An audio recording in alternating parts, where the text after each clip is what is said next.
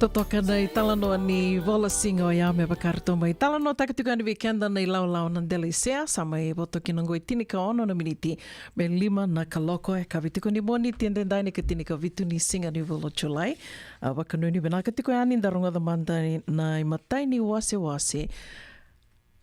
Matai ni wase ni rongo mai val ni songo. Matai tunga ni tukutuku ndo na visureti raramba tiko.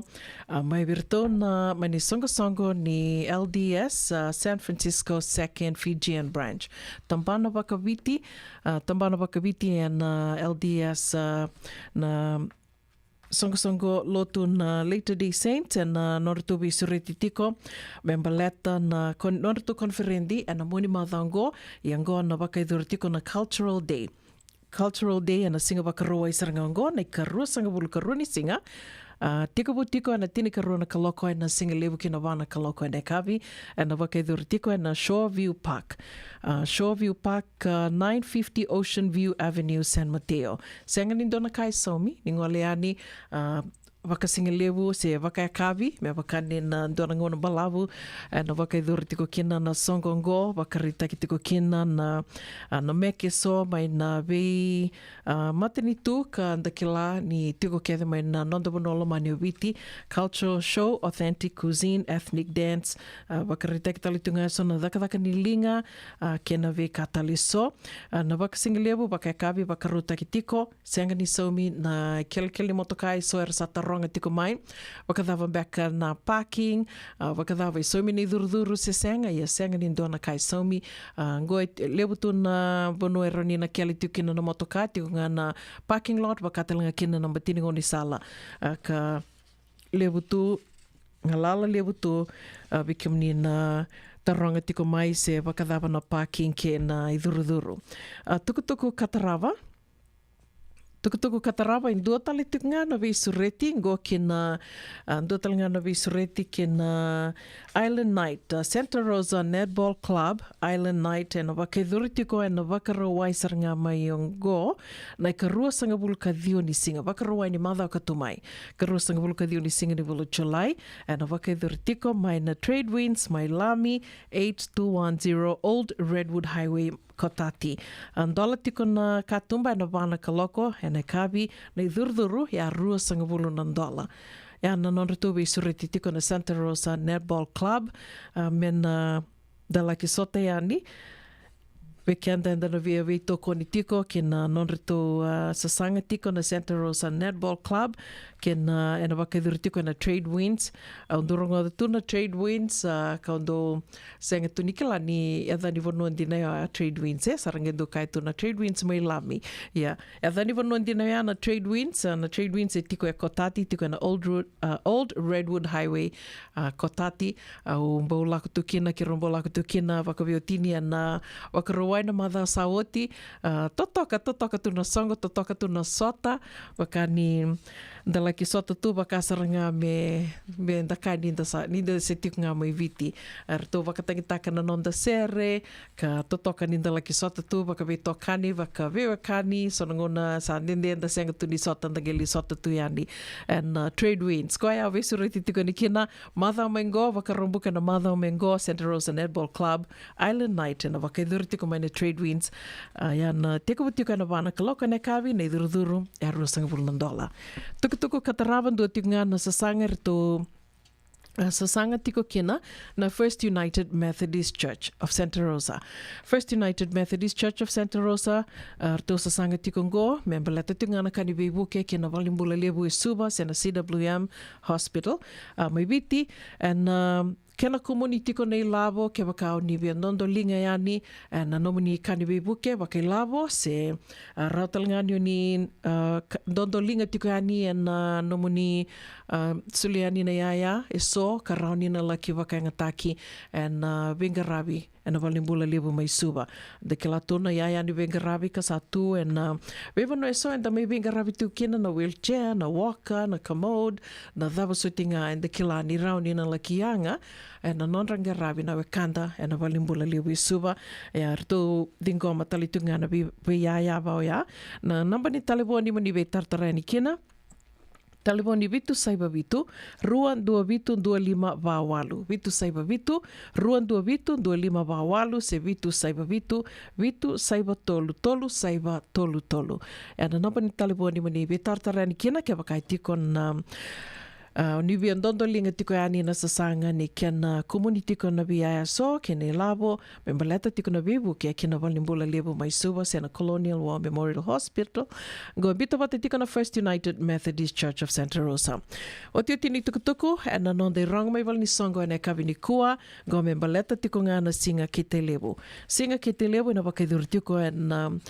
September na mataini singa karua katolo. Ya na wakarumbuka wakaruai singa tambo na matai karua katolo ni singa ni volo September. E na wakaidurtiko matai ni sota. E na wakarumbuka na matai ni singa gona AGM sen bosse wakayambaki. E na wakaidurtiko na HRI Conference Room Laie Shopping Center mai Kamehameha Highway Laie. Wakaruai karua ni singa ni September wakaidurtiko na soli. Singa ke te levo soli na wakaidurtiko na Koko Lolio sena ke Keller Park mai na Kamehameha Highway Talenga. Te kabutiko na tini na kaloko e na mataka ke na wana kaloko e ne kavi. O tia na danisi sena banquet e na gai wakaidurtiko na ono na kaloko. Te kabutiko na ono na kaloko e ne kavi ke na tini kandua na kaloko e na mbongi e na wakaidurtiko na Honolulu Suite second floor Tapa Tower Hilton Hawaiian Village Waikiki. Dua rau na dola na idurduru mempaleta tiko na banquet ongo o tia na singa tambu sange wakaidurtiko na lotu dhokobata. Lotu dhokobata na singa tambu na ikatol ni singa ni volo September e na wakaidurtiko na lotu ongo e na Kahuku United Methodist Church mai na Kamehameha Highway Talenga Kahuku. E ana singa ki te levu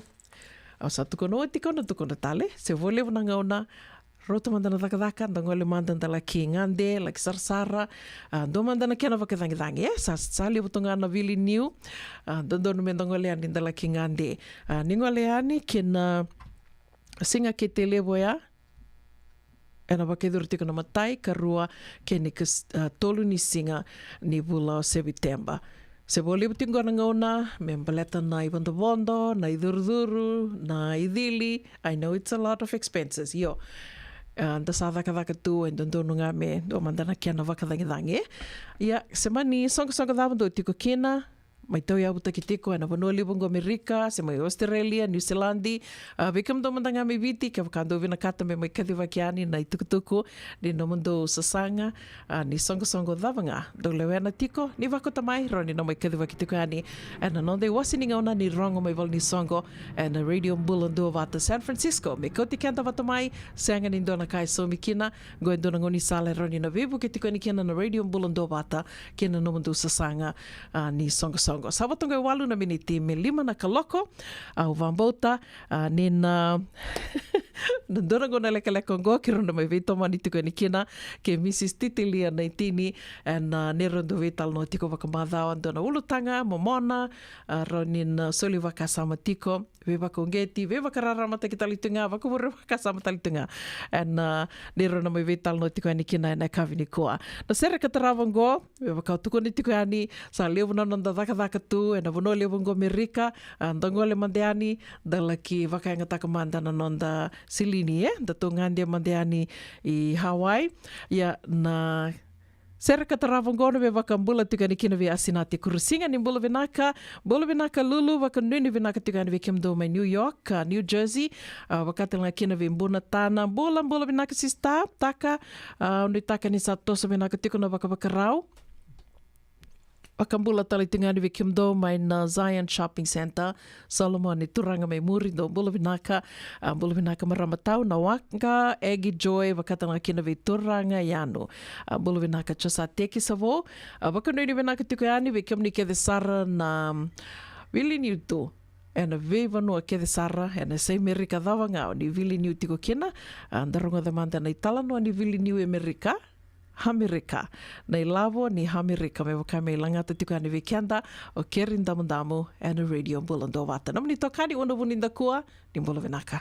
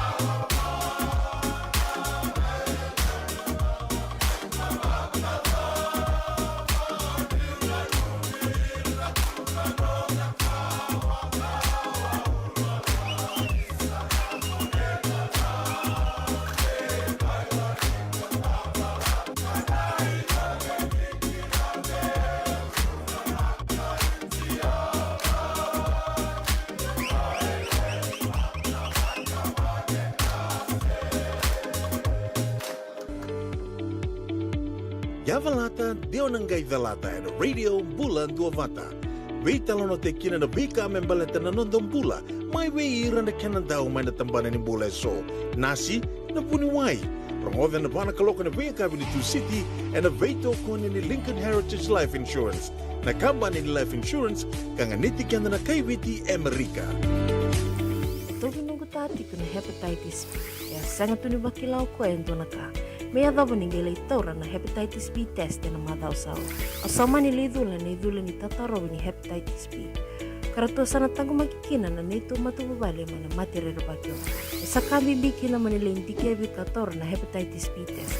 Ritartar mai kina telefoni 527 ono bituba 5883 sa sikomana www.sfhepbfree.org na kena itukutuk matalilay. Nada mo sarama da mebuli kina dono no life insurance policy mai ve Lincoln Heritage. Sigang ayaw sa nagkakil ni Turta ng katil kabitu ni Akostita na 2022 o sangir ta kasarabiri ni tauna. Nagkabi nga ya kinamagal siya nga ya sala ko mana check. Sengat tali ni pera, sengat sarangan ni pera palilay. In time sarang amay. So ang taliwara ka tala tundawara ko. Kuwertongko. Kau saya lo wag bengo pambilaktak. Nakambani bilakang ko na heritage link. Namono binakasaranga sengat tali nito na kaya pakatar tutu na kena. Baka na kena pepo wag nito ta. Kami so mi nakilaw kena timir na tataka. Iseng tubi kena ilabul liwaya. Minta samu kina kisi na mani marong kina ngona mojuri paling bula kaki na kar taka kondo na insuang. Kaya sarangan na muna. The Lincoln Heritage Life Insurance dodo nga so mo na claim na lo manurusang bulu ka banewa. Kaya sa ruwan ang baki o tinapulsing gaya na lenga di ko na beba si oray. Dawi mati sa siyang raw sarana bakalew fo mo na telefoni. Text mai kina mas saiva walu bandua tolu 85 na kena itutu matalilay. Radio Bulan Duavata me kauti kenda vatamai. Mai San Francisco ki burubura. Sema mai ngai waseyani.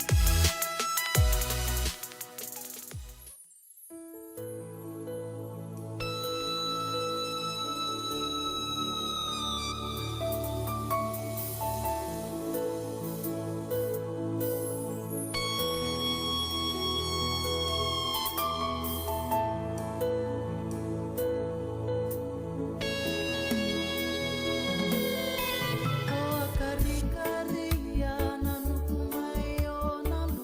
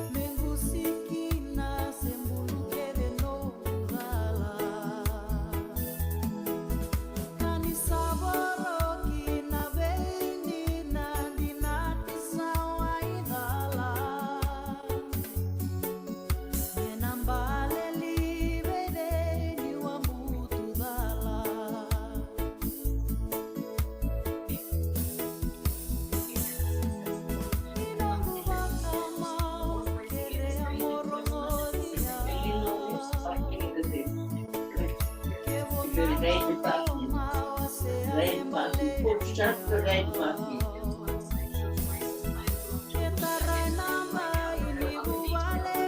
You did. Not much.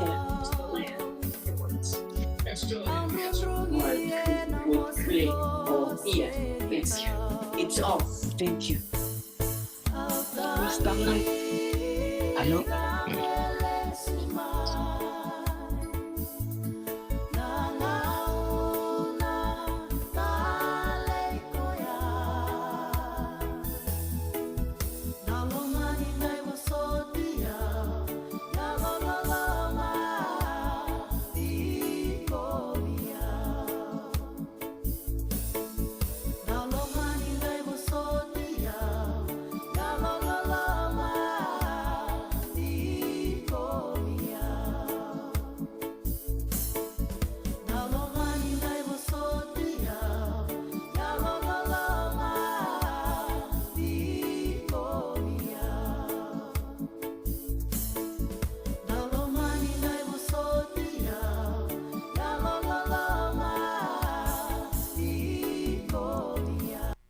Ana radio bulando vata mai ve Natalie Reikendrakoya.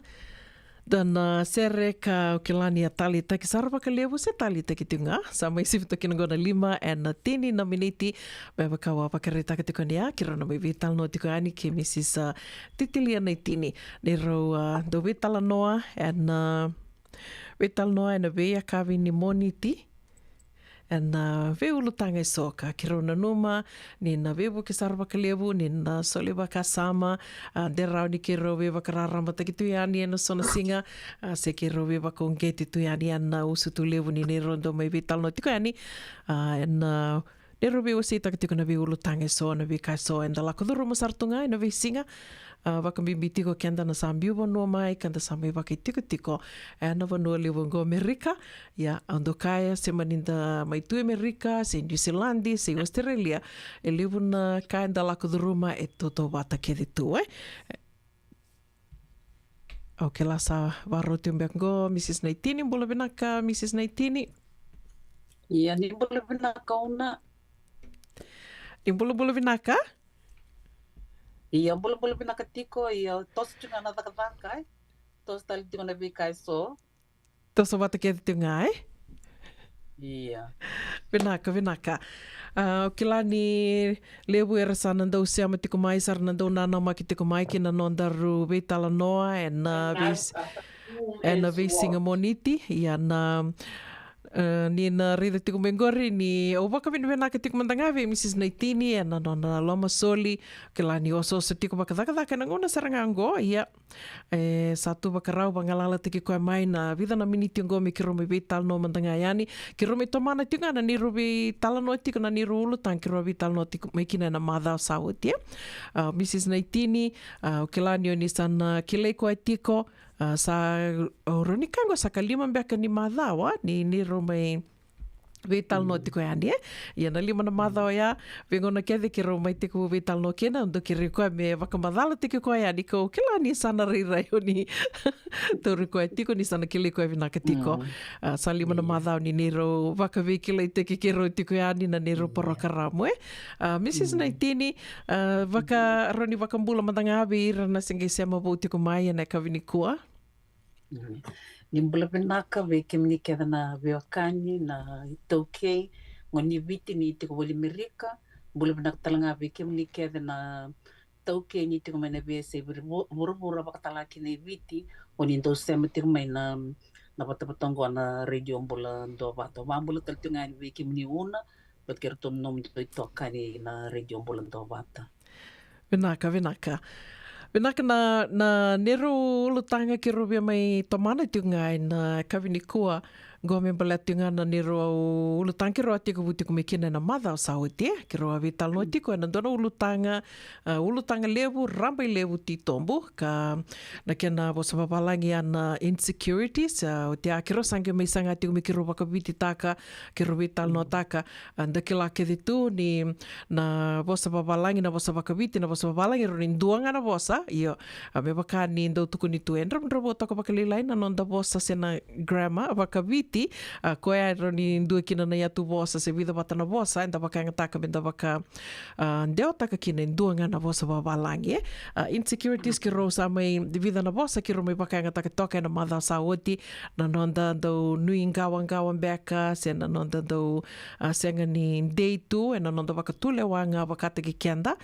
se mani tambana dava enda vital noti o kina roni na insecurities e so me wakana nonda senga mandanga ni deiti ko wakate ki kianda senga ninda riri senga beka ninda talita katungana kia diri rai sena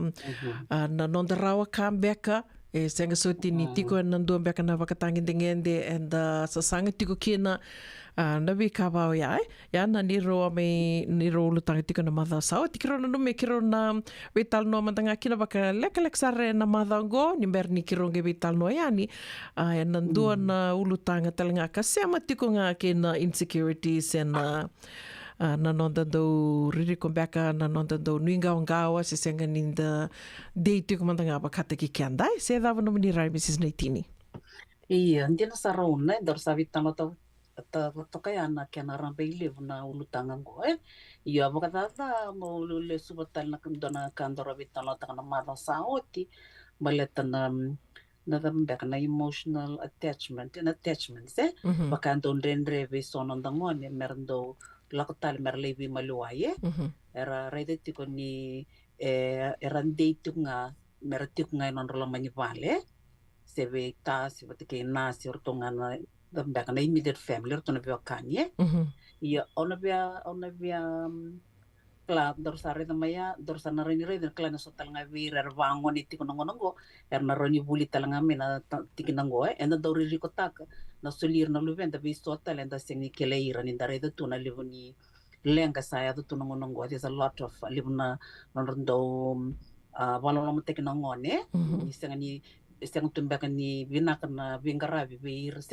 senga ni kila na vingaravi na ngone o ira and dole imbitir kina luvenda mera vivu kana vingaravi au na via tukuna nga valela indona vikito na ni tutumba dekiti mai vavitedin ni orone ne rongas rongas ni buluru ai gandole non rongo ni ososo na liutale tai roba itete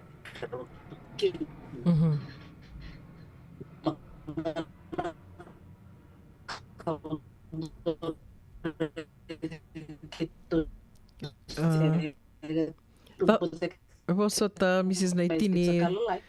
kita ngana buli magai singa baro yan sere kisakeli nan ni rongo diao ya sangir rongo kem ningo. Can you hear me? Iya. Ni rongo diao Iya. Okay, don okay tirnya begitu kana sana ya nanon do rani menda bimbi menda laku menda levi maluaye being able to mix around with other people nambe kana kan bosus tek papalani don kanto ta kapikito ni sikit sa ngana lang ito serek ngana buli sakeli tuna na tukai kito ng boy kito ando susumay na sana vin nito bombo na tinangui motoriki kalau kito ulak sarme bono ya may lawe sa wala tok nga o may bitye ya bono kito dombiu kin kito siangone gato serik nga na bul sar daw kele mo tukai kito nito bombo kito daw kawin na korn kito doli tukina o ya daw tok nga pakilibot kina bongo erna nunguni so na nungunana ba tikirikibita din orto na tangani orto dombiu be nito tukai kito andali detti ko yana sereki eli busarna kandali bulida enda ba bulida no detti na koro enda koi vikau enda koi waitui enda bang takutuki nandango enda bulida talngaki na nondambul ni be maluaye yambe ka sonaka sando da katu au kilani kito rara kinveao no kumbula I can adapt very easily Nyumbi na dona bonobo se ulak dona bonobo orin lak ngamay o bangarana kamo orin ita kabay me bakam tanga na may tobi ke Amerika sindo itu kuna be ulak nga dong ke kel tanga meke ulak nga ulak na DMV o sa kilana nito kino tarang verto eta ka bata be ta kanu ID klau sabi may tiko na bonongo so they explained it to me ulak nang bangi o na katmunta lam don ko bank account what can I do na ta mo ta kab ya ni raraw nga be na lako na taro what ke nang bula be maluaye Kwambeka ya uno kila mendo va mato te kirkina luvenda. Errando kao merabi maluaye. Do tala na ya sana uno do reida no kutumeda kitiko mai. O tina ko do kote o limna songa no loka kin ni se ngoni. au la ko to no bitagi ngalong ondo ko ne libna songre tikino ira tambat kitinango erbuli bata stena lotu mata lotu au sa buli de tikina mondo rei na kara ta cabo au na rinti ngangi sal ke sono ngan so talatina ko tamne luber kem nangi to ngai kya do ni wotina nonra rasonga bakani ngunuti se pasinga lewe au sa tiku buli na mai kina mora nimbula be meluai wat ke retalesto na ngoneli kino nana era robi una tiku bat ke mbongu se bat ke vitale baka entona sana unen na renda kava yo weekend na bono tiku bono li wango inda sare tu li bona lenga mena rabo ke iranga na pakaluvenie mera kilati ko satu kuno itu na tukuna tali mera rei na non rei lao era tutu bota tiko na non ra ni sana kairanga ndre na ngone mera lu rai mera balu beni kireti ko mera we se ta ka pata na itabi non ranga rabi tiko sara marro tiko na ngone ko banga uno na betu listal bala tonga na sona social ills o satu kuno tie me ka kuni ado virmena lu venda me ona betu talanga ngo me bakana ke bitana lenga nga dongo eruna ngoni weekend tonga California arau lenga ndo mbaka mbatin kawan o sinkela ngone le kando dage kindala ndo sa lenga ni kokuna kona ngone kando sinkela lenga bada class arnge pa taro edawa la ke bakar kela tu nambule bimelu ersinir na taro erna rauni ndo lako mera baka sangara ibina bunu rabu keiki na ke bakar sinra ndo tal no berna non ritumbu tumbu panga una ngenta sta tunga na dona bura levu na levu ni pono endar ni lako mendali taro baka salkin mandabu ke na assistance dina menda ba uliter na luvenda meranda ulako na pono baya panga una mateni kauna be wase Vinaka. Dina to doko waka vinaka tiko me Mrs. Titilia ni tini do tuku ni ngana was walangi recap tiko ngana ni roa me vitala no ulutanga kiro me tiko kina na madha saoti do talangana kahu waka samataka mai na nona wase dake mai o Mrs. ni tini na tikinoya ni o ira na ngone ngona itampa ngone me waka tiko non rembaki ni mbula mai na kamanda mbaki tini karua lako dake tini karua roni kana rua sanga bulu bakadada early 20s yana mbaki ni mbula roni kani mbaki ni mbula ndrendre baleta ni sengite ko mai ndo mandanga ka ir ngone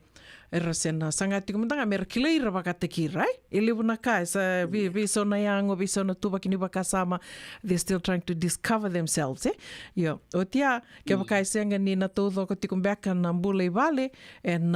rawa sarvira ngone mer lakani tumbara laki vaksanga ngari tumbai nanon sangati ko mandanga mer vakandeta kira vakatekira mera kileira vakatekira otia ni sanga itu na non rei lawa mi kornivuli ngai sanga tu ninda kila o ira ngai lawa ngoi kornivuli era lawa binaka sera lawa dai andona ka bimbio vakasamataka ni Dondon menda na yanra rabitiko o ira nangone nangonongo e lebu sarangana nungu tokani mandanga o yau ka kimami vakami kimami tamba bata tiko na lubi kimami esa kimami do vital nota kan ira nangone go e lebu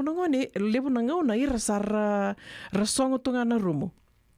Rasong sartunga na rumu satunga non telefoni non iPad laptop sa ko sartunga ya non rambula bakar sa senga ni malele na lon ramera la kamandanga mai meto bibital no tumandanga bakatiki wakamata bu vale sar senga mandanga ni reve wasa mai vina kita oyam do lebu ngono sala kan mo tuki saranga katumba sevia tikonamba kini bula mai na tin ka ono tin ka vitu sambiu na laoi vale kuni loka taka no katumba kuni song na katumba me song kino go katumba nge vai do talngana ka na bole lebu se na rendre to no mai sotava tiko na tumbu na vono lebu vango o tuko na tiko na vono lebu vango maleteni I'm sure it's the same Australia i New Zealand i talenga ni o ira nangone era sara tiko mai sara tumbu daki tiko mai sa tiko mai non rabaka sama yo talenga au tiko talenga nungu dondonu Iti ko talaga nungu tondo ni lom ni valingo gona nungu rumu oro ni songo ta tunga nungu katumba ke baka wina katanga mi songo ta nungu katumba yana nungu vati sana yana ndre bek sena mbole iti ko bikenda ni tumbu ni ndana mai sota kai ti ko batkir na lubenda na ngonongo na bi mateni tu levu so kanta sami baka tutu nda mai baka tiku kinango ko yana lawa bi o mantanga vali kuni songo na katumba yana ngone songo kina kun tobole mo taka no katumba o yau na dhurnga ni nangono via dhurre ni kina ya sala kalak tiko yango sa do bu vakabu bi bala tunga ngoi bali bikito ni sa do laka tunga na katumba kito kila o tukuna o se tiko ngo baleta ni kila ni vunga vikanda da tamba vata tiko da laka dhurru matali tunga na lenga vatango veira na luvenda sanga tiko nga vikanda menda na sasanga tiko nga menda na kila na ngoni sala dava rawa ninda menda sema tiko nga kina ngoni sala dava menda sema tiko nga kina ayo na nungu vaka sawa sando vidi kina dhambe kamo dhakaba ngoni ngo sasi ni vya senga ni vya mekiro dhambe mekiro vitala no sawa tina ngone ya sange dit kuna let's go on a date sarale alo se ndorle ba kavi se ndona ka mekiro li dhakaba dina nga ni levu nango na kiro na laka batukine ayo sa senga tunga vitala no baleter sa tunga na talivoni ya sona ndren da mai lako durumatu na itumbu karawa ni laki vakavu lenga ke vaka enda senga ni vakasangara nango ni sala menda na wali kina na lenga ase me vangangato takitunga kina na isema ya se dava no ni rai Mrs. Naitini iyo una klanta na dona kango re senga ni kemninga ni lak durumtiko enda sarava kisartunga verna nangone nangonongo na non rasini esta era pena katunga mer song tu bata sa vera mantana nondang ni Amerika sa bosa ino tumbu sa rabos to mai yana kambimbi ana communication is key menan dola tiko nga menan sangat tiko nga tumbu men dola tiko na nangoni stal ni vitala no wat kerna lu venda bletan do ersano no mersangasi yana norbakanana mungkin robakasa mese ngone sara Koya, ko se tuno tina mada obida sauti na bimbi ni nonda itavi na tumbu ena nonda tumberi tiko na lu venda veia una na kau bulida kala na nungu gasni buli o gasi buli mai o teu sanga ilako o bita man gasi buli na non profits o reda mai vale una issues at national level na kavika rani valenga ste tarada kana na bulan dona marama se kana na mata vale o tinga o be buli talanga le wono no be buli na pacifica we will tikuna dotana program on management with non-profits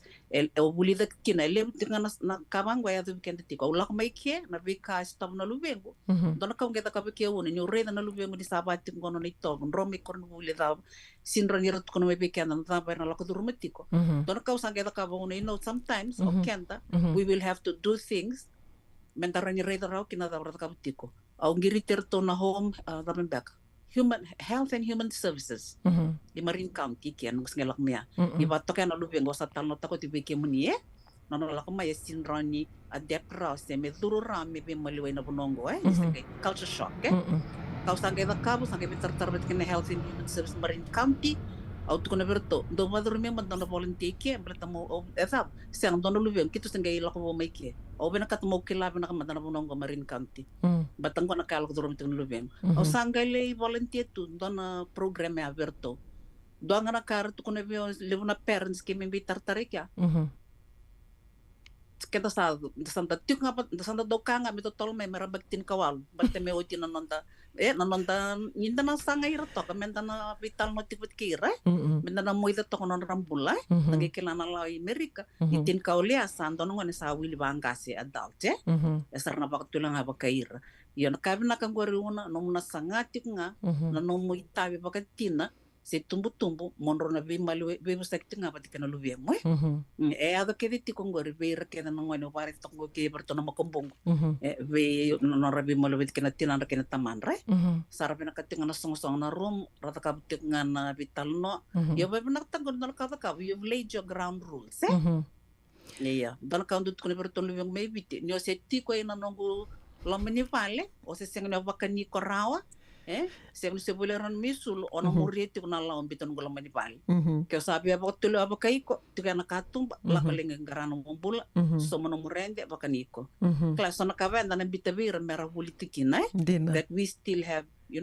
like they're still under our wings. Mhm. Yo kaya ngone bikin na la Amerika der ngaitin kabitin kawal sara wili baka ngas adult Mhm. ni da se ngone utukuni tingon la bimbi ni non dei tabi na tumbu der ngai budin da kamen no ngone 0 ngai sudu ata na baktin karua 0 to 12 years yana formative years ni ngone ande se drill ta kiribna kasara na ground rules na itobo mandana babuli dir tokin ngon ngai ngasikin batisinta la was dikalo train up a child Dina. when he's young der ngasi mai irna seng ni lang mekin dir na lang bango dona babuli santa pantan berto kabira Dina todo ko. Kombrauna Benaka. Benaka vale Mrs. Naitini o nangona mai o rongo da kina na lenga ka mai adoba na durabo sa mai kukuna na madawa tolu sawati sa mai ko te sarana na bula na madawa tolu sawati dona kana nongu loloma lo mani koe, lo mani rau na tumbu-tumbu, rito na matapu vale, o tia sange laku wata mai kina nui ngahonga ambalet niukila na nungu ngone lewa, wakame alaku dhuru mbaleta na kau rongo adha ni na dhuru bongo rarau takambea kana nonro sabital no aru sa break up na vosa rongo adha koe bat kina no nei tau me viti. Wakana nungu waka same laku saranga buana nungu ngone lea mbaleta ni ando nungu ne alaku dhuru matalinga ia gobe kenda to lewu to sa ngoli tiku mai irna luvenda to sar tiko na tamba ni na ambaki ni mbulango sar rawakai tau tiko mbeka ni viti na nonrei tau lewu saranga kau kila ni tiko na ambaki ni mbula na ambaki ngo tinka walu tinka dio lako dhake so sar green card mai so sar lako nga mai karsami tiko Amerika o te asanga i tuia ni viti na nonrei tau au kila ni lewu na ngona wikenda tō nei tumbu-tumbu tō senga ni tō rawaka bimbi that they are in a relationship. Waka me tō senga wali tu ni tō via kila. Senga, sember ni ndondon me ambaki ni bula ni waki tau na ambaki ni bula ngo na watumbeke na wakasama. But that's the reality. Na kaundo tukuno yao ngo, kenda tō sa lako dhuruma kede mai. We've all fallen in love for the first time. Tō sa kila kede tū, na kena koukoua ni nrea ke waka tōna via bukir tōna luwenda. We have to do wango nungu wakasama. Ko tiken tō sombo mai na wano tō tiko kina, betonge betala noa. Na nungu ngone lewa Mrs. Naitini, alako dhuru masaranga na kaya. Na ngone sa alako me kina, ni tuia ni viti na noni tau. Ndo na ngona nrende, na ngona ngwa baka miungi rida tu sa, ndo na wano mbuto e sa tukina. E sa mo siti aundi na ni nrende na nongu sanga miu se matike rao me lako mai me tala no me veo. Tukuna me veo na dhabi ko lako dhuru matiko. I've been there. Au kila na mosi ko lako dhuru matiko re. Yeah. Baleta ni o kenda nei tumbu-tumbu irnangwane, they just see us differently, And re na no redi kenda ni, I can open up to ma me eura ni tukuna bi koango, Ya na o kila ni ana mbole talanga i tuku kenda to ni tumbu-tumbu, we have to figure out a way. Ko nga ya na masunga, Me toro ni kila kena ngoni sala da toro ni sama tunga baleta o wambu take waka senga ni kila, senga ni kila na da berto lako dhuru na dhuru bongo kira no ni tumbu-tumbu kina no ni tau, Ia sami ado na lenga, na dhawe rau ni da dhakaba me na wukia kina, Iyo, kila na lenga wango, na koe wataka ya thungo, na suicide, so na kukuna, me adho windona ndongo, kila ngo nanga reditiko, pakain dona matangali kawo, na kay sarabitiko, na sayaditiko na kenda malio na itoke, nangonongo atalanga tukuna tiko be kenda na tumbu me venda be sautaka na wale ni nonda vingarabi se vitumberi mbeka berna luvenda klani we have to go according to the time but kena nonra na kar sambula kener na luvenda ngonongo na ngoni sala ni be talano mendan bala butinga kena karuo na be kenda na ituke kinda sinran do vital to it's like a tabu baka tabu tu ngomor tu saraban don it's a myth it's a myth o de ka esa pe tambo kinin de busaki ba baka te beluven sona be kang ko ambaleta no nambula indua au na veles talanga una ina nonda uridir tu no luvenda like they are our property. We own them, eh? Yes, sang. Na was Nicolo to Konavango, sang. We are just stewards, we are custodians, eh? Era soli megi pe kendor na luvenda in the Kelana was Nicolo, they are a gift to us, eh? Or na luvenda. Kemambale, o kenda na may susungira vake, menduana tamata tambiani, menayanga na nona tigobol na uruborongo, eh? Sa community dava, eh?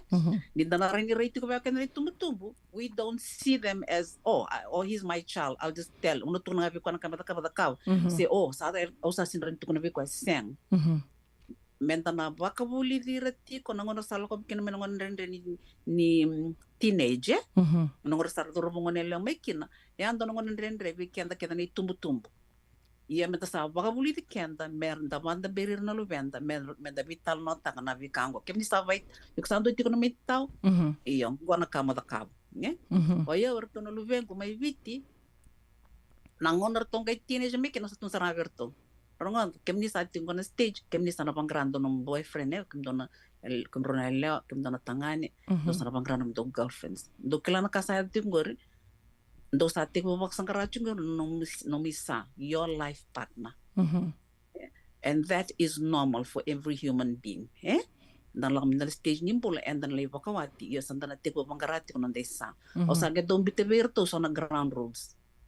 go na kauna bina katango nido sa bangaranan kim desa meva go na kando na baraita you start looking for the qualities in the person matanggalim marambada ko bina katme tim se turang bada ko bina katme tim list that down o sangay tego bulak na dating o siniba tamburto gor etikin non tambula to go out on a date, eh? Etikin non tambulaya, erna gay da kabatiko, erna kilatiko na kamera da kaba. Date with the indongo, rhythm my ostiang, go sini maramang no kais sangan ni kero ni kau binakata, eh? So kenda sa tiku baka bulitir na luwe, dan gay teenage met san tiku baka bulitir go na pono erna lila koba. Away binakata kana no do pamatu tikirton luwe, baraton do tukuna via, ni dona kaya lenga, tell me, eh? Quando tu vertu se kalle saranga uno tu no luve ngerto do tangi chiko bentono ngone tangi tiko ono tu kono ni ba ke sin tu kono me biona kaelenga ono sin taka ka you have to speak to me wasa me be tu kono be what's wrong with you arto satik bo babuli ni reto sengon merto tu kono mai naka expressing themselves kana bosa be ka online ya already berto no luve ngo yang saranga ni don lengar to no stop arto na ti saranga me be yaw tu ko ni mami I'm going through this Mom go, sanang gay kung bertong ko na kama da kaw. So we yang on in the satik wo develop taka non da vi maluay nila sa tamatalili mo mai sa turo sa rangonelyo that we become friends. Di na tudok. Sa sing din da tinatik nga katama can they become friends and you'll be you kasar nga endua raw na didi may kino iko na tama di kinatina ni raw lenga raw na didi may vale. Iya sangay tiko eso na ilaw kana peer pressure tu kuna tatala na kain do muy do non dei tobo na peer pressure ur na bito kani ninda sa mandan beri irben na luventa na na itobo non rolo mani vale dir na lere na mai so na itobo isini bakana kai babuli dikina erna babuli dir marala ko tani mai na lalaya merna bangaranga o non rilala merala ko to bote ti kono non ravelus sana ya na kanda uta kinon rambula sana non interest ke karndong gito gor ring la kabatar ena ikenda matang anda kila anda sa ngonele mai da turbo kena mai ena tiko sana kan ke pakandan dong gito matanga ena tiko kya so sengai non ito ko ya sinrani bitokan ni bakali bote ke kwa malu ko ti utan no no sini betu kinai ya sarna kita kau toke kan orang ding na ngone una minta bakan tamberi baka bina kan nirsi yang gaitu bada kitik may vale ko tu itu ka 0 to 12 years nangone bina kan minta pas susungir bina kan lupian bata ngone ya nangone selele na kay kila o kenda ngana itumbu na tumbiti tu na kabina kenda biti na kanta and pasti they'll give out the bad things erna bisoli maybe kenda na tobata ke pakanda na babuli dito na tobina ka erna bulatang na ito vinaka ya nir santa babuli dia merarani vosa mai vikenda ser express te kir vikenda nir sa kalilu mai una me ka kuni dala chu vikenda nir na vinaka nga esto nongona erna gai tarongi kenda oh na tabi kon tota kam kina pango ia nangona menda sana kai so mitaro to kina beira ia una len tora bibsek ntona ngona ko tuntuk mai balatan nom tu berite kmai be nanai ia kela na taba una la kango betu kono be kla we can only give what we have ya sarnga kenda ya to kya dona ka kerondo babuli te berna ngone rala ni luwe kiroike kerondo tu kono bir raida na nomunita tanra takina ya na buno ya dabo kina na kair rekaran rose bikemni ni sangon yang gasengo ni sa tambay ni sa you become adults you ko da kapsar nga no goal set tak no goals da tekikya singin no mite mo kay tik na ya zalo ta zalo seng ya nga nakaro klaro sa tumbiri ko memet mingo sangay no mite ko indono ngone o sa gasemay sa almuto mongge da kabo no minding una ko kutukon tikay o yo bana katar to no lubeng berto mango au na babuli berto mango awa sini bana katar na babuli ko da kabto tinang sa mango au na sing da kaber to lubeng ko bangaya no one is perfect kenda na buli ke tiko menon to tos tiko na buruburango Dina toda ko vinaka wakalewu Mrs. Titilia Naitini ke rondo bebe tal no tiko ani na bia kabini moniti ke bakai tu so no mani rai ni bia be wase talanga mai na ulutanga ke ro do be tal no ani kina ninge bola mai ra ni bola sartanga mai be kem do na sama tiko mai na kabini kua se ra ni ningai bola mai ke na neto messenger Titilia Naitini tiko talanga na messenger se una buninda kua ra ni ninge bola mai kina ke bakai no ulutanga ni bena kata me ke ro na ngai vital no tiko ni kina na mother wa katu mai ke ro me vital no tiko ngango and insecurities and vikai so and rao ni ndakai ni do baka buretu no nonda nui ngawa baka kenda ni tumbu ka ke ro me vital no talinga kina me balitira no rao na ngone tamba ngone kamai kadibital tongano rombula ndua urongwadeni atobe matim peka endua koya ko tanga wakati koya na nambula sama yalana nga wakati ki koya na nambula atungone ana itu wakini nambula nduindi tu na beka nda lako du ruma koya kirona nomini kirona ndomi vital no tiko nikina rauni na ngai soli waka sama tu dona ka wase tiko mayao Mrs. Naitini botu sarmaina nungu waka sama na ndona tadingo endo tuku no koe quando tu kono verto na lubiana use your words ka baka merto tangi tiko mai to lebna kartu va soli buki tiko mai anda senga tiko nikila senga ando tu no koe am I supposed to know mo kila vada na kai kubina kata tiko baka nga taka mai na vosa o sa baka bulidi ko kina ando tu kono ko use your words en dua tale na ka yerna senga nikila meli use their words ka baka tu senga ni tumbir to ya ni vale me baka nga taki me to baka nga taka na vosa iyo dona ka bimbia ando talga na ka o voto mai no baka sama Mrs. Naitini na ngalala ni ding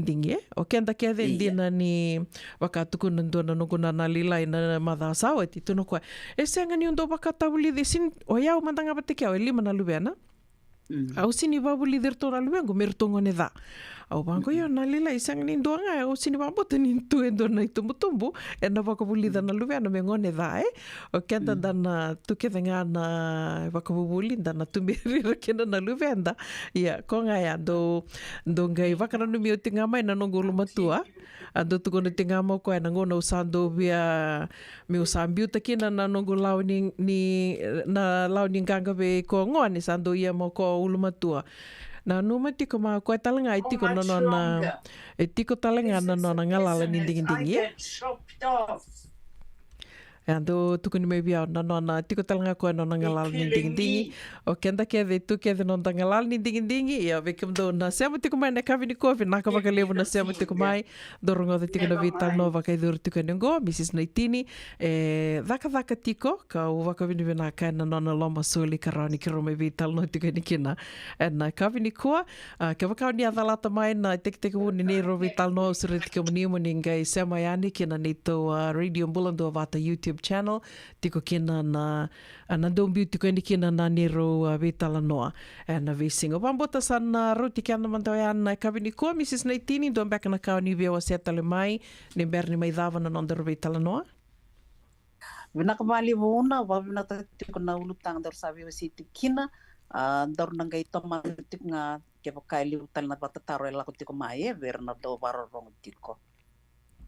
Menaka wakalevu. Mrs. Titelia Naitini, wakatiko i California. Tiko talanga na Facebook, we kiomnio ni na via semayani wao, tumbeka sona kau ni via waka taronga, seo ni vina kata, me kirona ge me vi talno tu ani kina,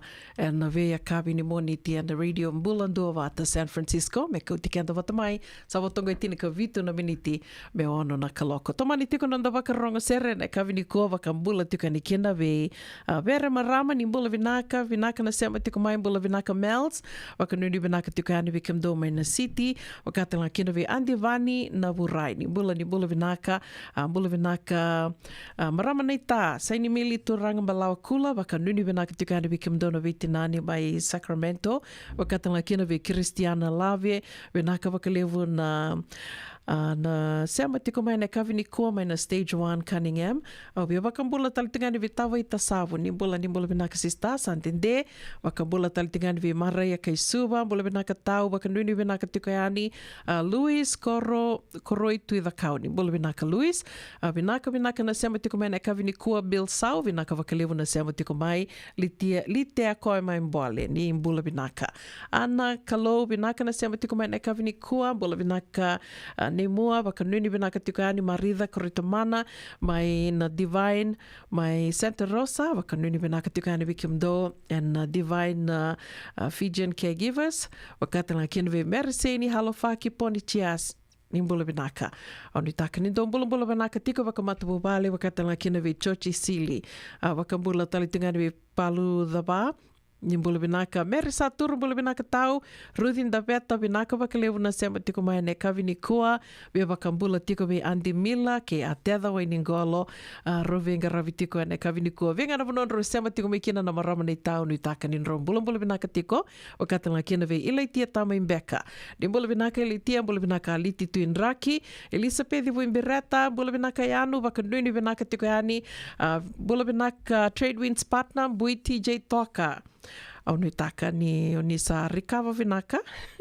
katala kina vi toranga nei taliva i Leone bula vinaka Andi Ateleite vinaka na sema tiko mai na kavini kua Elesi Wong wakanuni vinaka tiko yani vinaka wakalivu na sema tiko mai New Zealandi wakatala kina vi kimdo na tiko ngore mai Australia vi kimdo mai Tonga na Ngavoka vinaka wakalivu na numi kimdo tiko yani na dhorobau na namunro ma mai Tonga na Ngavoka Elisi Wong. Wakambula talitinga vi Kathy Williams, andinde ko ni alimai o nui taka ni oni mbula vinaka tiko, wakatanga kina vi Ben Vau, vinaka na sema tiko mai neka vini kua Ben, bula vinaka Semi Kasaivuna. Wakandu ni vinaka tiko yani, Losalini Dravi Sau ni mbula vinaka mai Petaluma au ni taka ni ndo mbula vinaka tiko mai dhake ngori wakatanga kina vi Solomon e turanga mai muri ke kimdo kethe na sema tiko ngori mai na Zion Shopping Center wakanui ni vinaka tiko yani vi kimdo wakambula talitinga vi kimdo kethe na sema tiko ngori mai Seattle Epi Koroi Lailai vinaka na sema tiko mai Epi Ului Hughes vinaka wakalevu na sema tiko mai na kavini kua wakatanga kina vi Christiana Lave. Waka nuni vinaka talitunga ka wakambula tiko ve Mr. ke Mrs. Naitini. Na nomro venga ravitiko vinaka wakalevu na Loma Soli nomro do venga ravitiko mai kena radio Bulando Vata San Francisco.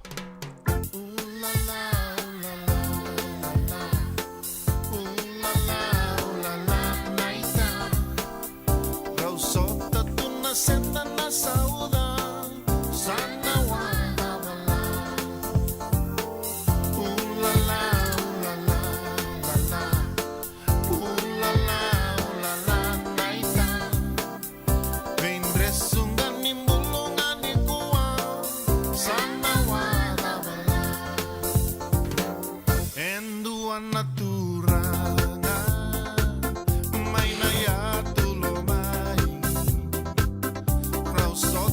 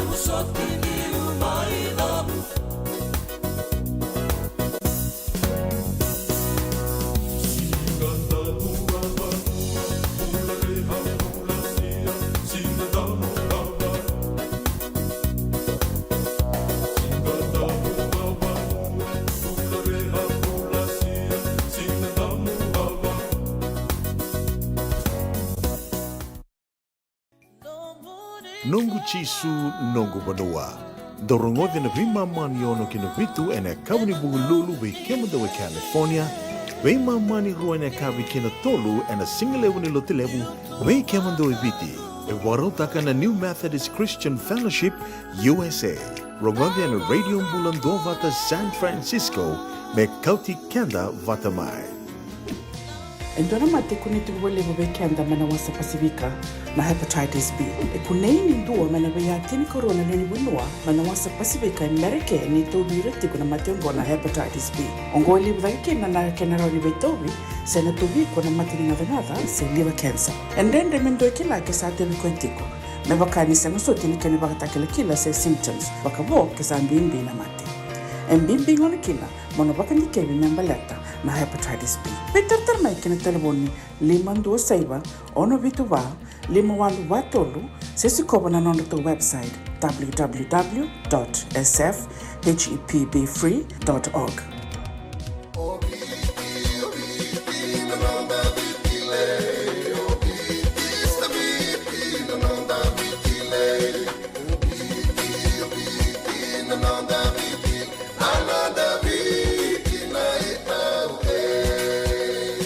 Nonda viti ke ngasini buli paulangere rongodi ena 5 na kaloko ena kabini lotule ve kemudo e Amerika tini karona kaloko ena singale buli bakarombo ve kemudo mai viti ena radio bula tua vata San Francisco me kauti kenda vata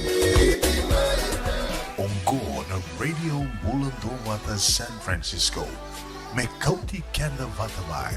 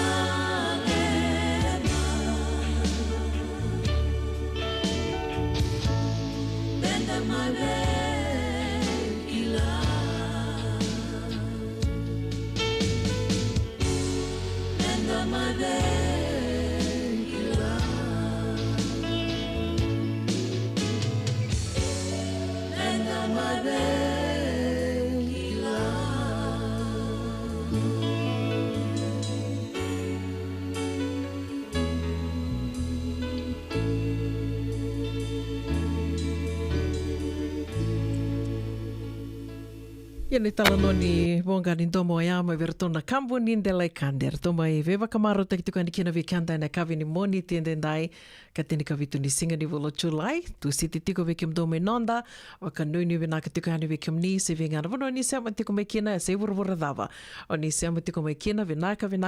na sema tiko mai keritunga kisani sema ramai keroni ninge wasia toka ngayani na noto wata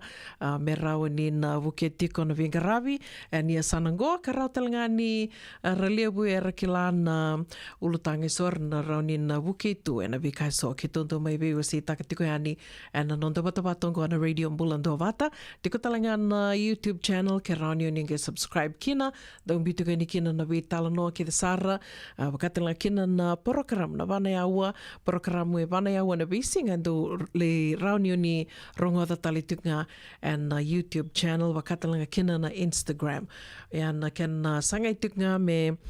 apakatite tiko yani na Vingaravi and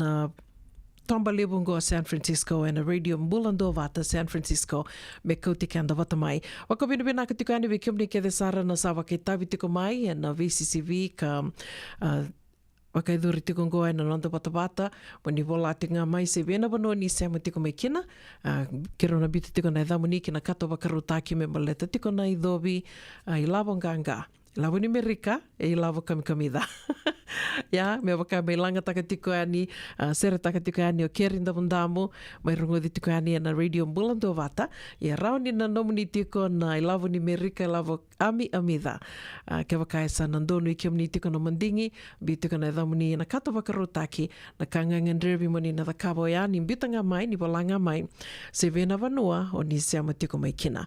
Ni na reida tiko mai, na nonda bata ngora radio Mbulando Vata na madhao sawoti o wambota na kavimbeka ni wakarawai. Ambito tiko ya ni o tupe ndua ngana video leka na nona wabu ki toka ngana nona esa ni vale erto tiko aruwa kai tiko ya na City Level San Francisco.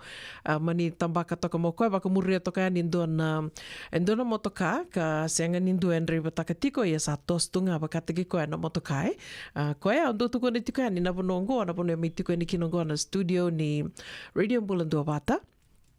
Endo wakatoka itu na Silicon Valley. Na wika lewo na kauro ni tukuna ni dio sangabulu na pasende na wika kede sara na mona liba wika waka mona liba e na buruburongo e tau ia butakiani e na banuongo. Ai na banu e wakatoka itu ki e na buna ka wakatoka itu ki na banuongo me Silicon Valley. Waka samataka na Facebook, na YouTube, na Yahoo, na Google, Netflix, na Uber, na Lyft, na vanua kethengo e tau ia wini kina. O katalitunga kina na Apple,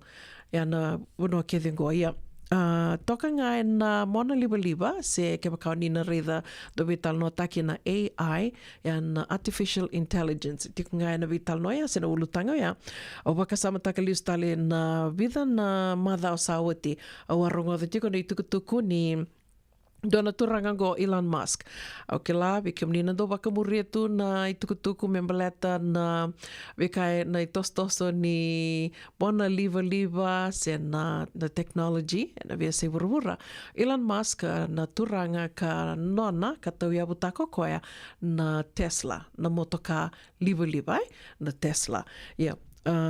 Dona katalanga na turangango in do tani aronu kan do tani na buku itu wana turangango ka libusar na kai to yabutako koya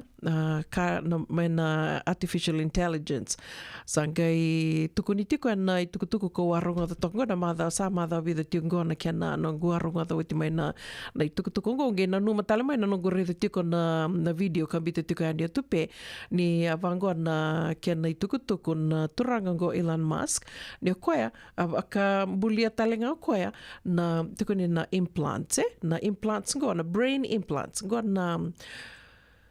Waka samataka tiko na dhambe koroni waka ingataka mi waka toto wata taka kinai na the brain implants na dhana na Neuralink gona brain implants na wakatok nga kila do lebu na ngona da sa rida tu na kena videos and rida na kena ay tambang beka na kena italnoa ni random bito tu na Facebook sa na YouTube wakatok nga na do na buoni kau lilai do saranga na buoni kau na pill koya na the brain implants sangay tukunitiko ni sa wakandonu ya na FDA na wakandonu ya na FDA ngona tambana kando wakandonu ya na kakana ke na weni mate me sa wakandonu se wakatarai me sangai biumai ki na Leoni Vanua se me wakangatakan na Leoni Vanua Food and Drug Administration ina Vanua lebongo Amerika ni asa wakandonu na brain implants ngo se na Neuralink kambulia Elon Musk membiu na nondanga boka beira kara binakata rasa wakasamataka whether you like it or not so bikanda so era tu na buru-burungo era vinakata tu me nambiu na nonranga boka na brain implants ngo koya baka sange baka tarai me baka ngataki beira katubira tiko na manumanusoni sen Parkinson's disease yan waka na usutu ni kia na mbuli mai na brain implants ko me bukia na mate o yana mate rua ya ngo rua mantanga na mate jengi ni kilai na be matangali mate tali so eroni na ge waka ngataki kina but it was approved mai na FDA na brain implants o ya me waka ngataki be ira karatu tiko na manusoni sen Parkinson's disease epilepsy sen Parkinson's disease yo sangi tukuni tingona ni lebu era sabi na kata ra waka taronga tiko ani so mantanga waka samantango ni so era sa so matu nei labu lebu so ra so marautu yani ni sember ningai wakandonu ya mai na FDA karasanga mantanga ni tu virtu na mati rongo na manusoni sen Parkinson's disease era sa so marautu yani na non rabina kata me na biu ina non ranga boka na the brain implant me rawa ni ratukunuira ni na totolo na non rabakasama ni rawa ni na kila na dava semberniado e vatiko ya na non rabakasama so ya sa wakandonu ya maina wakandonu ya na isongo ngo na FDA me sa wakanga taki to sa batiko kina ngauna na dava ki rondo mai waseti ko ni kina na vika vango and the radio bulando vata matai baleta ni ki roti ko sarangani ngo tiko ni na studio ni radio bulando vata e na vanua saranga rambuli ke tiko ni kina na vika vango au ni takatiko ni ndona singango and na rauni na le sarsara na Google complex ngo senge kabo ni ndarida ni wakatu na ni ndarida ni na nonreto campus na Google campus na kabo e wakanga enda sarayale alu tu wakanda sarava tu endo na yale alu na wakana spaceship e watu ya na imbuli ni vanua ka sena campus vo ni Google o wakanu ni tiko ni na vetartar mai na nongo tokani maramanasi rose balsa na turanga na watina e daka tiko ikia sa tukune tiko mo koe kai ndona singa gondor ngeli sarsar kina au sa wakanduni tiko ni rawa ni na lei live mai kina se mendeli sarava mandanga na vivo no eso e wakatarai menda na lei sarsar kina koea wakanduni tiko ni nandona singa gotu na lei sarsar wate tiko yani and Google complex vo sivatongo na ono e na walu no beniti wakanduni venaka tiko yani saving ana vano ni sema tiko mai kina ena kavi ni ko ni taka ni mbula vinaka tiko ve kimdo mai Ronald Park bula vinaka nei ta na ni se loki wakanduni vinaka tiko yani ve kimdo wakatala kina ve simeli mbola bula vinaka wakanduni vinaka tiko yani ve kimdo na ve tamani ve tukani wakatala kina ve Solomon ni turanga mai muri ke kimdo ke de sara na sema tiko mai ngori and Zion Shopping Center mai tabua wakambula tali tungani ve Caroline mulia deva bula vinaka maramanita Elesi Wong vinaka na sema tiko mai nei kavi ni kua wakatala kina ve Luis koro tui da kau vinaka wakalevu Luis bula vinaka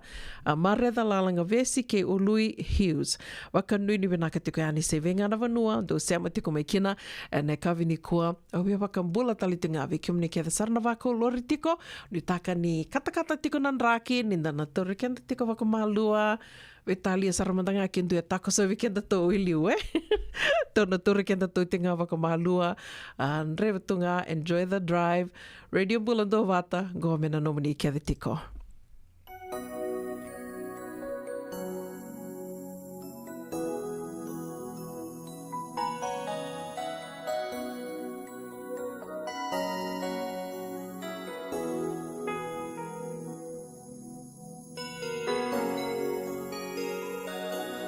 kamu sangole kanisano mwina kimo kobe biya na mara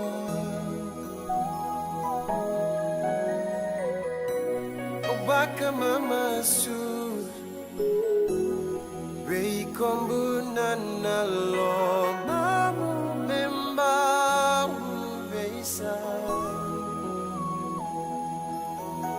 Nia lungu di batu motor boleka bukuwa ni wakia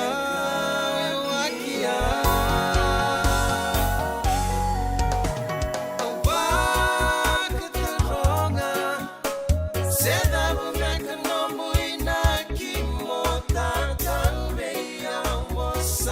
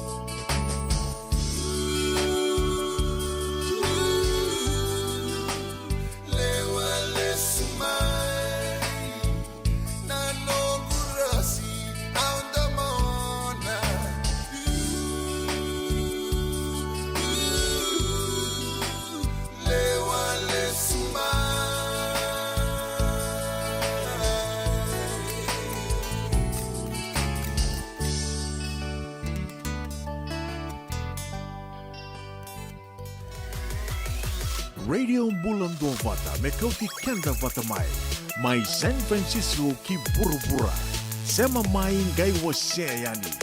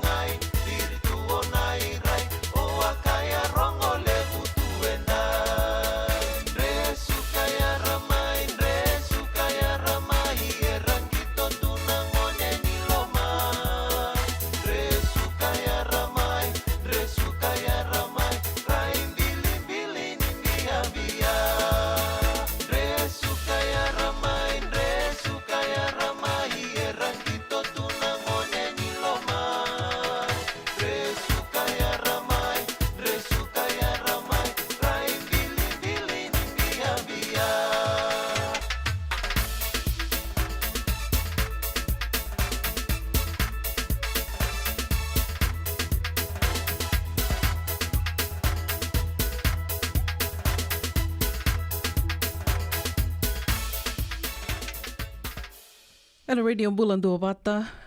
tavi se roia sama I sivita kina gona ono e na rosanga bulukan dona miniti, onu takan yuni bulan benaka tiko, ronga benaka tiko ani na bioli liva ni radio Bulan Dua Vata, se venga na vanua ni sema tiko me kina, e na kavi ni mo ni tendendai, oti tuka ni wasi ni ronga me wal ni songo, e na kavi ni kua, matai ni tukutuku, me mbaleta tuka na vesureti raramba,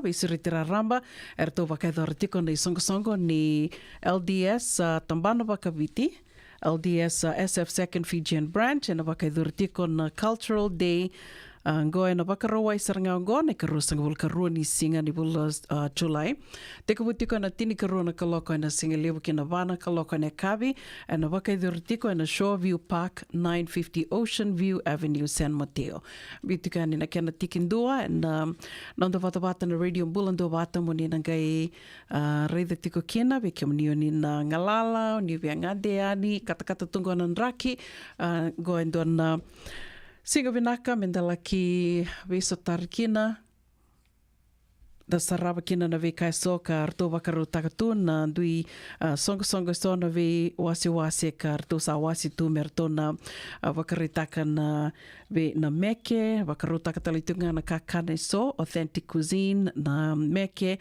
ke na itukutuku matela lai wakatala kina na taka ni linga karna wakaru takitiko na singa wakaru ai sarangango sanga nindo na kai so mitiko kina wakasinga lewu wakakavi talenga na wakaru takitu kina ni ngoleani wakaleo so era taronga tiko mai wakadawa na parking sanga ni ndona lenga ni ngoleani lewu tona vanua me la kiali tukina na motoka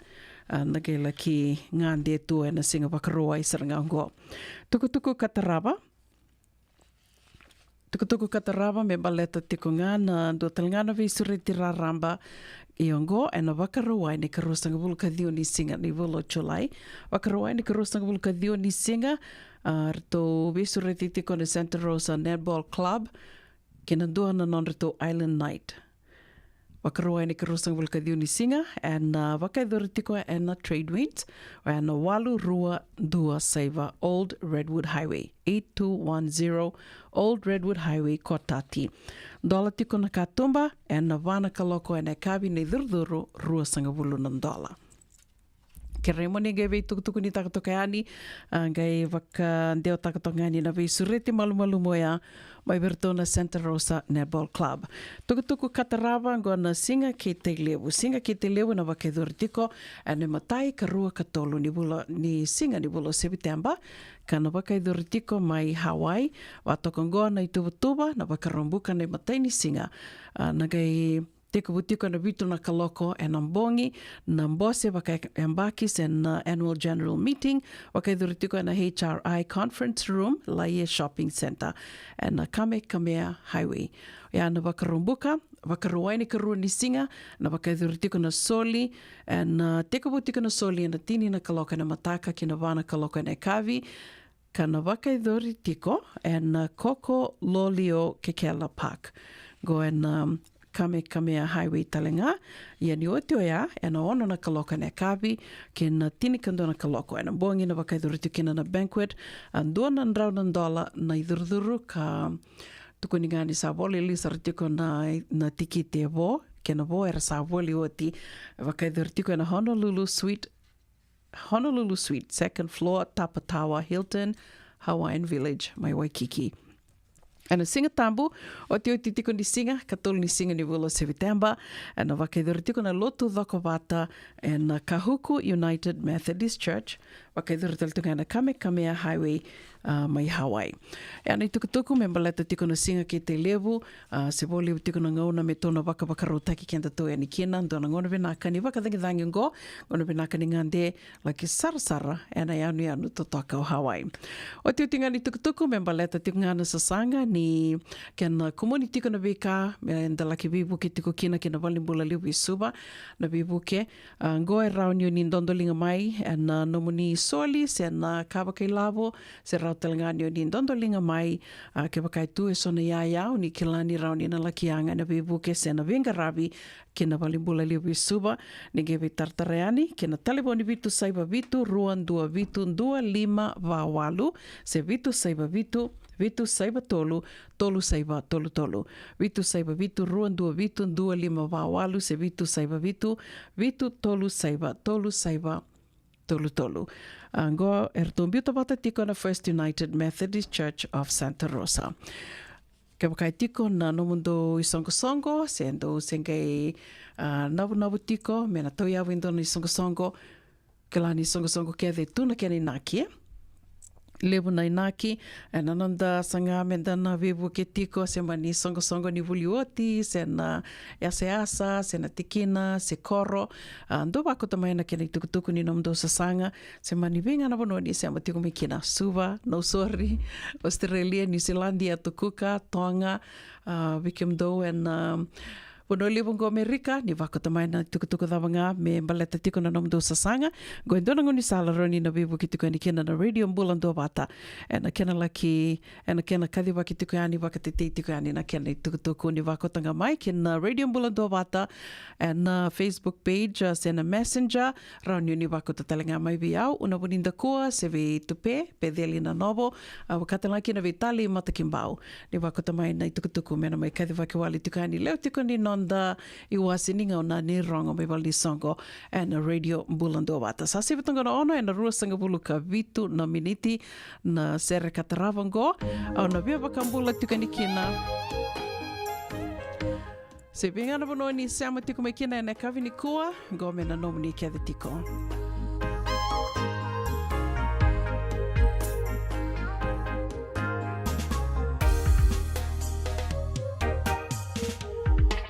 Wakamele na mangosa nike muito vaki Nikoliri no vakavunga no muana serabi Ngimiana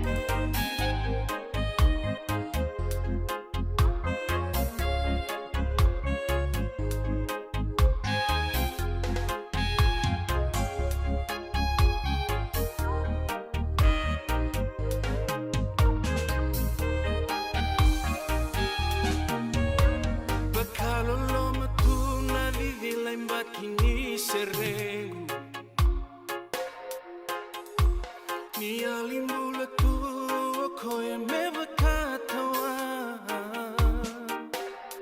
na nomu reki au woroki you ya mendu andu e mutombo mo de kalumani maru mo de nongu tangilo ko ile ile ni logo mai lo masenika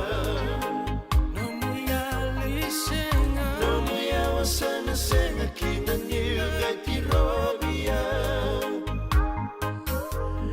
mo vuleka angareba ni utongu mokila mo vuleka angareba ni utongu mokila mo vuleka angareba ni utongu mokila Ana radio mbulando vata mai rongo de tikoana ando moi John Ronrolangi kertona i lawa dua ben. Era nirtona mai awetal no tikoani ki tu pen ena kavi ni mataka ni ge nana ma ki tuku mai kina sa mai voto kina goi rosanga bulu ka walu na miniti me vitu na kaloko na sera kataravangona ve vakambula tikoani kina ve waini kiti koka nimbula mbula binaka wakanduni binaka tikoani ve mere ama teka ve binaka vakalevu na sema tiko mai ena kavi ni kua do mbula binaka Randini talatalangase li tia veisa vakanuni venaka na nomuni ngande tikongori mai viti vakambula taletungani vikemdo en Zion Shopping Center dombula venaka barada sami ngalu vakandua vakanduni venaka tikani vikemrau senga talani ngole da vitikeno alena tokai lang mbula venaka karua vakanduni venaka tikani vikemdo mai na Wailea Street mai Batuanga senga talani ngole da vitikeno mbui ame venaka na sema tiko mai na kavini kua vakanduni venaka tikani bula benaka tupe vakanduni benaka tikoani en nomuni maru takatikuna nomuni toli livou en kavini koa senga talani ngula da vitikino ravuni sa Sarafina dombula benaka simelimbola benaka na sema tiko mai vakanduni benaka tikoani vikimunrau mai Petaluma senga talani ngula da vitikona Serangoa Mbola Sorowanga vingana vano ni sema tiko mai kina au ni takani ni bula benaka tiko vakatala kena ve nani se loki ke kimdo ke Sara na sema tiko ngori mai na mai Ronald Park au wakanuni vinaka tikani vikimdo ane kavini kua.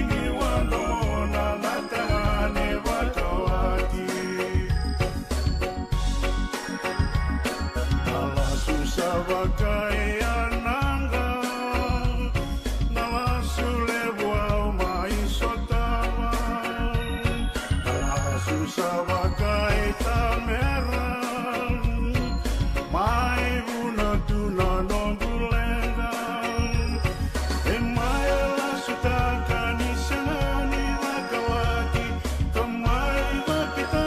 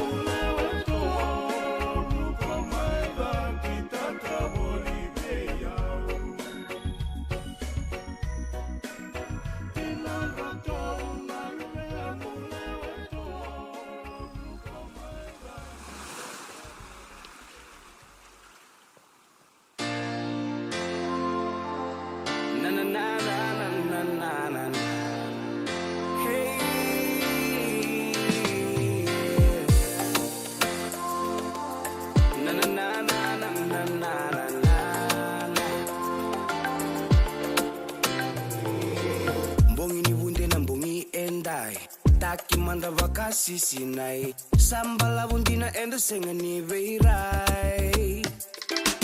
Sua vake maile wandaru simba musuka sombu ya vinawani siwa songo ngani marau ne vakatangi ni durumiao auna musuka tunga senga taleve auna mandua sua vakamalua nikuwa nambongi ni ngunu singa auna musuka tunga senga taleve auna mandua sua vakamalua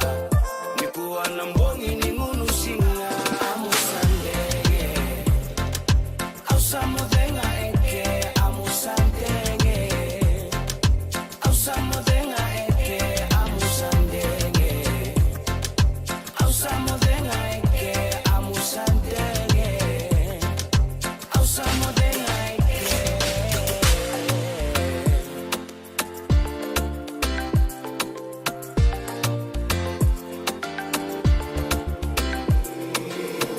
que manda mai tuisi la vena linganda rondani si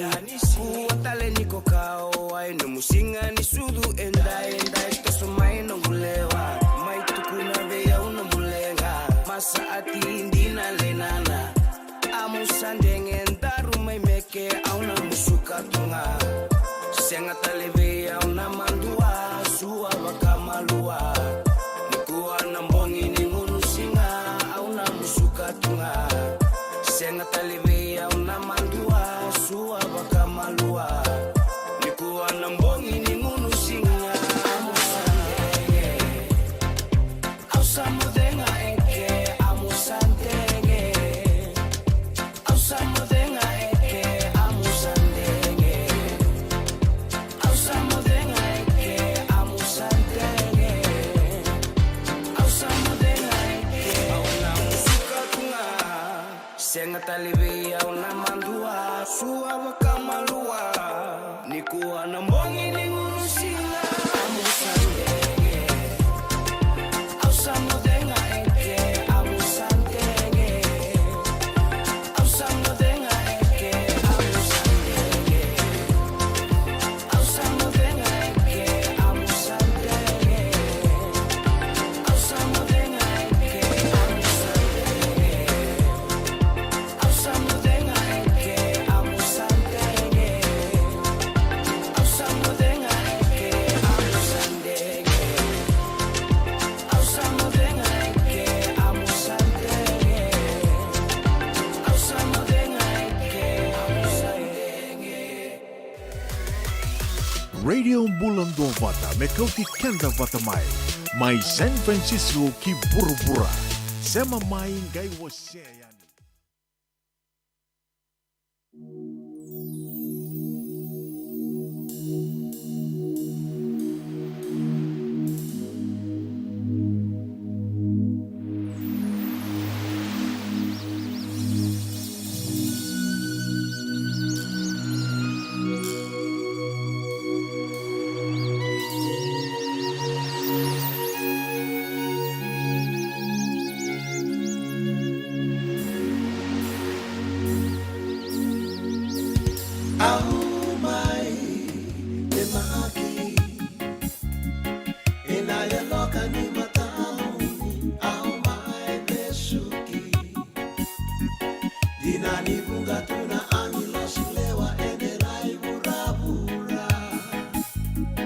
Sari iko